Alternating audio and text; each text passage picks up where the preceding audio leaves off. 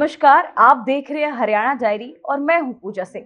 हरियाणा विधानसभा में बजट सत्र की धमाकेदार शुरुआत हो गई है। 2 मार्च को सीएम नायब सिंह सैनी अपना दूसरा और ऐतिहासिक बजट पेश करेंगे, जिसमें यमुना सफाई के लिए 21 नए ट्रीटमेंट प्लांट, 650 एसी बसों का प्लान और मेगा इंफ्रास्ट्रक्चर प्रोजेक्ट पर फोकस रहेगा। हरियाणा सरकार के बजट सत्र का आगाज हो गया है। हरियाणा विधानसभा में बजट सत्र के पहले दिन की शुरुआत राज्यपाल प्रोफेसर असीम कुमार के अभिभाषण के साथ हुई। इस दौरान सीएम सैनी ने मंत्रिपरिषद की शक्तियों का प्रयोग करते हुए बोर्ड अधिनियम 1971 के अधीन स्थापित आवासन बोर्ड हरियाणा को भंग करने का निर्णय किया। 2 मार्च को सीएम सैनी हरियाणा का बजट पेश करेंगे, जिसे अब तक का ऐतिहासिक बजट माना जा रहा है।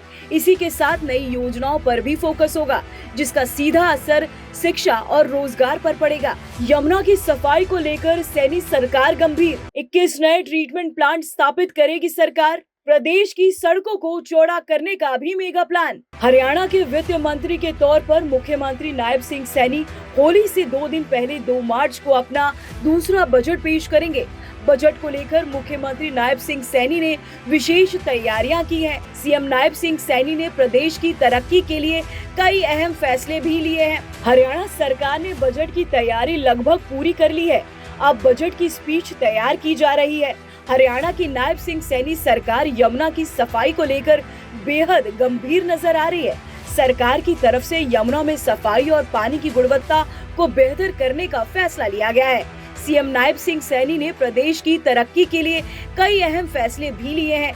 सीएम सैनी ने यमुना की सफाई को लेकर साल 2028 के मार्च तक कॉमन इन्फ्लुएंट ट्रीटमेंट प्लांट और 13 सीवेज ट्रीटमेंट प्लांट बनाने का निर्णय लिया है। साथ ही अकेले यमुना की सफाई के लिए 21 नए ट्रीटमेंट प्लांट स्थापित किए जाएंगे। सरकार ने सामाजिक सुरक्षा पेंशन, महिला सशक्तिकरण, युवाओं की शिक्षा, रोजगार, किसानों की आय वृद्धि और पर्यावरण संरक्षण को प्राथमिकता दी है। प्रधानमंत्री आवास योजना के तहत 1,56,000 से अधिक मकान बनाए गए हैं। राज्यपाल ने सभी विधायकों से राजनीतिक मतभेद भुलाकर हरियाणा के उज्जवल भविष्य के लिए मिलकर काम करने का आह्वान किया है। 10 शहरों में चलेगी एसी बसें। गुरुग्राम, फरीदाबाद समेत 10 अन्य शहरों में एसी बसें, 650 स्टैंडर्ड फ्लोर एसी बसें चलाई जाएंगी। 11,607 करोड़ की कीमत से चलेंगी एसी बसें। ऑर्बिटल रेल कॉरिडोर तैयार किया जा रहा है। राज्य की अर्थव्यवस्था के लिए गेम चेंजर साबित होगी। परियोजना जून 2029 तक पूरी होने की उम्मीद। राज्य सरकार ने साल 2025-26 में 2.5 लाख करोड़ रुपए का बजट पेश किया था। इस बार राज्य सरकार 2.25 लाख करोड़ रुपए का बजट पेश कर सकती है। बजट में मुख्यमंत्री नायब सिंह सैनी कई योजनाओं की भी घोषणा करने के साथ पुरानी योजनाओं का विस्तार करेंगे। राज्य सरकार लाडो लक्ष्मी योजना की पारिवारिक आय की सीमा भी बढ़ा सकती है। अब तक 1 लाख आय वाले परिवारों की महिलाओं को लाडो लक्ष्मी योजना का लाभ दिया जा रहा है। पिछले 11 वर्षों के अंदर जो भारतीय जनता पार्टी की सरकार नरेंद्र मोदी जी के नेतृत्व में चल रही है, बहुत सारी अचीवमेंट्स हैं, लगातार अचीवमेंट्स हैं, बहुत सारी उपलब्धियां हैं। आम व्यक्ति के जीवन को सरल करने का काम हमारी सरकार ने किया है।